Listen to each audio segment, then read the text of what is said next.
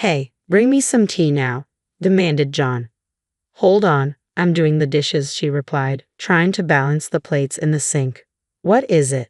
Stop that and bring me the tea quickly. Can't you follow my orders? John's tone grew impatient. But she hesitated, glancing at the pile of dishes waiting to be cleaned. What a useless wife you are, remarked her mother-in-law. Make me some sweet coffee, please. But there are so many dishes to do, she pleaded, feeling overwhelmed. Leave them for later. Just do what we say, useless wife, John's mother added sharply. As she stood there, torn between the demands of her husband, John, and her imposing mother-in-law, she couldn't help but feel trapped in their expectations. John lounged in the living room, engrossed in his phone, acting as if he owned the place. Meanwhile, my mother-in-law sat at the kitchen table, maliciously eyeing me while indulging in a cake she had taken from the fridge. She could have easily made her own coffee, but she seemed to relish bossing me around, finding pleasure in making demands. I'm Hannah, a 30-year-old working mother. I married at 25, had a child, and returned to work soon after. Currently, we live with my husband, our 4-year-old son, my mother-in-law, and my husband's parents in their house. We moved in with her because John insisted. He told me how devastated my mother-in-law was after my father-in-law passed away, saying she couldn't eat properly. Concerned, I hoped living together would lift her spirits. Strangely, her mood seemed to improve considerably once I arrived. Now, she seemed to delight in finding ways to dominate me, her eyes gleaming like a predator fixated on its prey. I used to worry about her well-being, but now I question if it was ever necessary. I've cooked meals that she never thanked me for, only to find them abandoned in the sink later. She frequently criticizes my cooking, complaining about the seasoning or how I prepare dishes. I've often wished she would just take care of her own meals, but it seems she has no interest in doing any housework herself. This stir-fry seems half-hearted. I can't eat this. Make it properly from scratch, she demanded. I'm busy and can only manage simple dishes, I replied, trying to keep calm. That's why I hate it when daughters-in-law talk back. I said, cook it from scratch. If you have so many complaints, why don't you cook? You're a good cook, aren't you? I retorted, frustrated. What are you saying? Why should I do housework when you're here? Have you lost your mind? No more than you, I muttered under my breath, feeling the tension rise between us. What's with that tone? You're so irritating. My mother-in-law snapped. When I retorted slightly, her face flushed red with anger. Concerned that her anger might affect her health, I decided to ignore her. After that, both my husband and mother-in-law's attitudes toward me began to change. Their arrogance gave way to silence. They stopped speaking to me altogether. Hey, have you brought your lunchbox out yet? I need to wash it, my mother-in-law called out. I acknowledged, trying to keep my composure. Hey, I'm talking to you. Please don't leave candy wrappers lying around. They'll attract bugs, she continued, her voice more insistent. I responded vaguely, sensing the shift in their behavior towards me. Are you even listening? She pressed. I muttered again, feeling increasingly isolated in my own home. They began to completely disregard me. I felt utterly depleted, like I was interacting with someone who couldn't comprehend anything I said. I questioned why I had to endure living with such a person, yet I couldn't bring myself to consider divorce. I believed our young son still needed his father. And so 5 years passed. Both my husband and I turned 35, and our son was now 9. My mother-in-law was 65. How much longer will I have to endure this kind of life? I feel invisible. It's as if my existence doesn't matter at all. I feel utterly absurd, I muttered to myself on my way home from work. At home, the only person who spoke to me was my son. If even he were to reject me, I feared I would truly become superfluous. I felt a profound sadness, as if I were deemed unnecessary in this world. Upon arriving home, I immediately began cooking.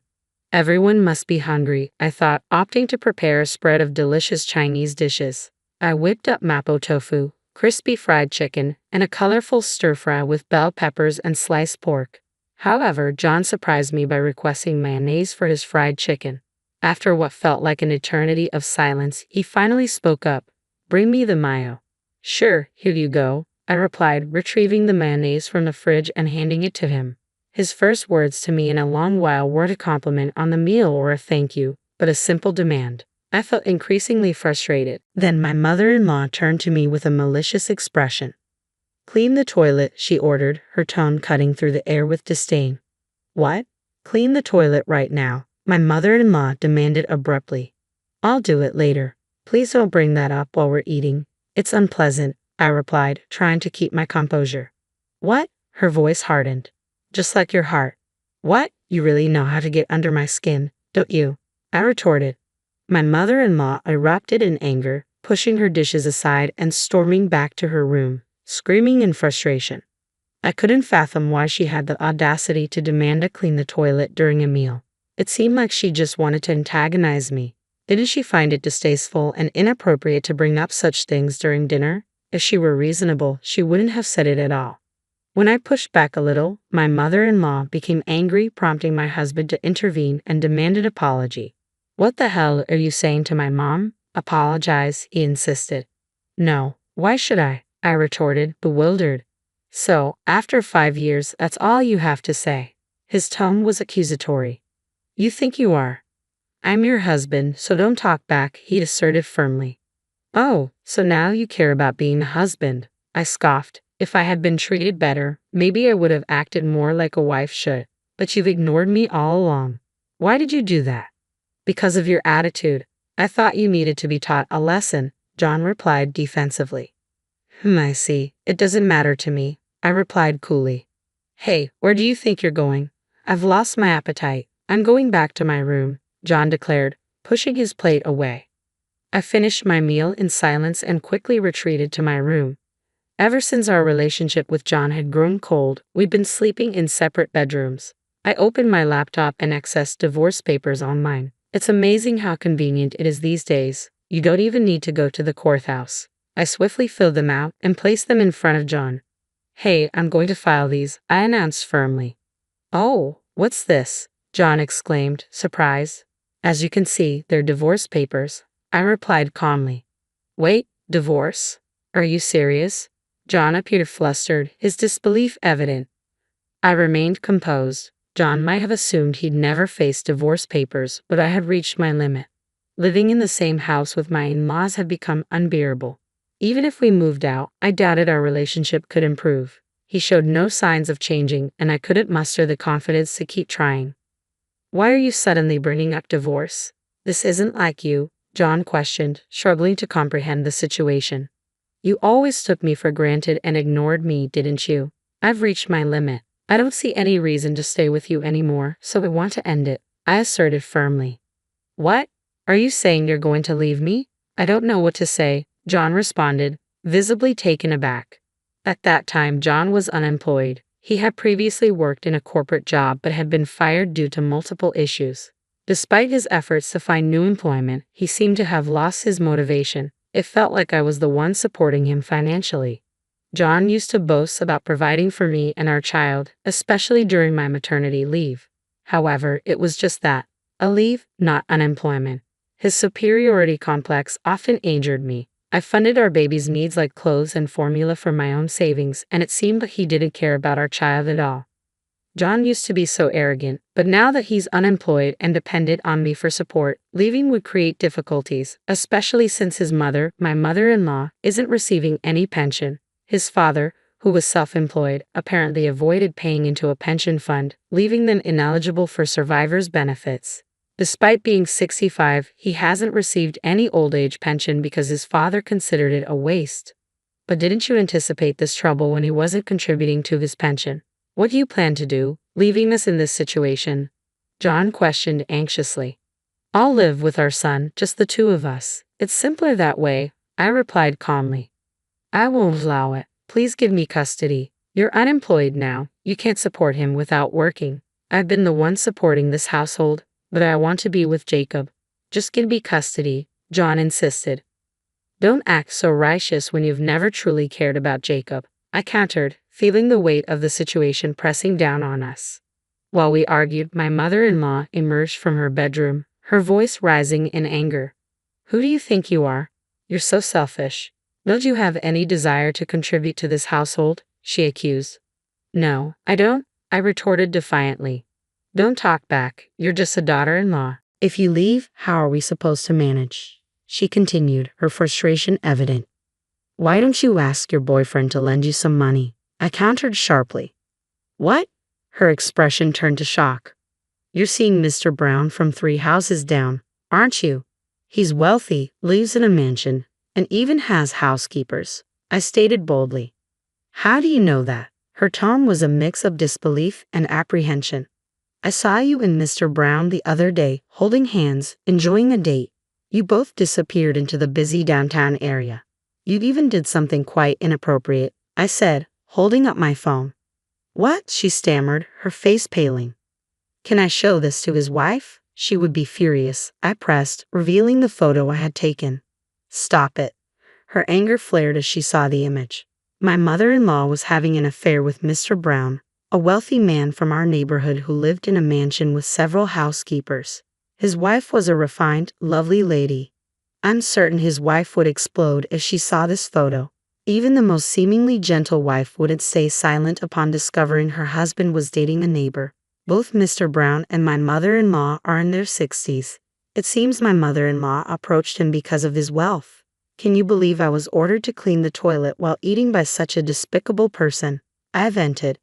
Well, look who's talking. Someone who's so dirty could use a mealtime bathroom cleaning. I guess I'll have to inform his wife now, she retorted with a sneer. Stop it, I exclaimed. Oh, sorry. I actually already told her, she confessed. What? I gasped, shocked by her audacity. I have her email address, you know. She's a yoga teacher, right? I attended one of her classes and we exchanged emails. Actually, I've already sent the photo, I declared. No, my mother-in-law exclaimed in horror. Yes, shortly after Mr. Brown's wife arrived. She was a graceful elderly woman, her cheeks usually pale but now flushed bright red with anger. You've been seeing my husband, she accused my mother-in-law. That's, Hannah told me how despicable you are. My mother-in-law attempted to defend herself. But I was lonely, she pleaded, her voice tinged with desperation. I don't care about your circumstances. I'm furious. While I'm divorcing my husband, you were also to blame. Reflect on your actions, Mr. Brown's wife declared sternly. It's all this daughter-in-law's fault. If she had just... My mother-in-law's voice cracked with tears or sniffles, but Mr. Brown's wife remained unforgiving. I felt a pang of sympathy seeing my mother-in-law crying and slumped at the entrance, but I knew this wasn't the time for sympathy. If I show kindness now, she'll only become arrogant again and repeat the same mistakes. Look at what your actions have done. Mom is in a terrible situation because of you, Hannah interjected, her tone apologetic yet firm. I'm not the one who should apologize. I won't, my mother-in-law retorted defiantly.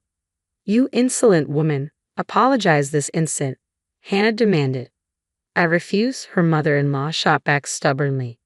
Amidst our argument, Mr. Brown's wife intervened, addressing me directly. Hannah, you're planning to leave your husband, aren't you? Yes, because I've been treated terribly all this time, I replied, my frustration evident. In that case, you should proceed decisively. Your husband, he's involved with our young maid, she disclosed calmly. What? I exclaimed in disbelief. I saw them today. Your husband and our maid were holding hands, behaving inappropriately on the street, she continued, her tone resolute. What are you saying? Believe it or not, my foolish husband John was having an affair with one of the maids from the Browns' house. They had several maids working for them, but he got involved with the youngest one, and it seems things had become quite intimate, I recounted bitterly. I was already considering divorce due to his mistreatment and neglect of me. Now, on top of everything, his infidelity had been exposed, I continued, feeling a surge of anger. At this point, I felt there was no option left but to bring him down. He was someone I once loved, but now he's nothing more than a burden to me. A man like him is no role model for our child, I reflected bitterly. Why didn't I decide to divorce him sooner? I deeply regret it, but there's no point in crying over spilled milk now. You're the worst, John. I will never forgive you. You need to pay child support. Wait a minute, I'm unemployed, John protested weakly. So what? You still have some savings, don't you? You can use that to pay child support, I insisted. If I do that, I'll be left with nothing. Are you really okay with me ending up on the streets? John pleaded. We're parting ways, so whatever happens to you is no longer my concern, I retorted coldly. You're heartless. After treating me so coldly all this time, you have the nerve to say that. I don't care anymore.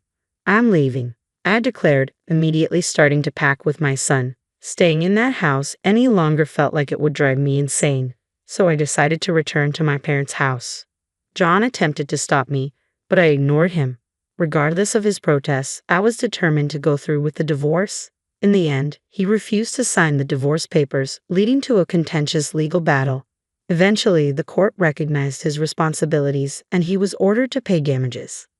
I also pursued child support, which he managed to pay off in a lump sum. Apparently, he borrowed the money to settle it, I concluded. As a result, my vindictive mother-in-law was sued for damages by Mrs. Brown. With no pension or other income, she reluctantly took up part-time work to pay off her debts. For someone who had never worked and spent her days idling at home, the transition to labor was a significant challenge for my mother-in-law. She started with cleaning jobs, often receiving reprimands from her coworkers for slacking off. Her second job at a cash register brought sarcastic comments from young college students, a role she had never experienced before. Having previously lived a leisurely life without contributing to her husband's business, she was now facing the harsh realities of society firsthand. Meanwhile, I moved back to my parents' home for a while but later found a great apartment near my office and decided to move there. It's a comfortable living arrangement for me and my son, with nothing to complain about. I asked my son if he missed his father, but he simply replied, "Not at all." It made me realize that divorcing him sooner might have spared our son from negative influences. Moving forward, I'm committed to working hard in every aspect of life to ensure my son never has to endure hardships.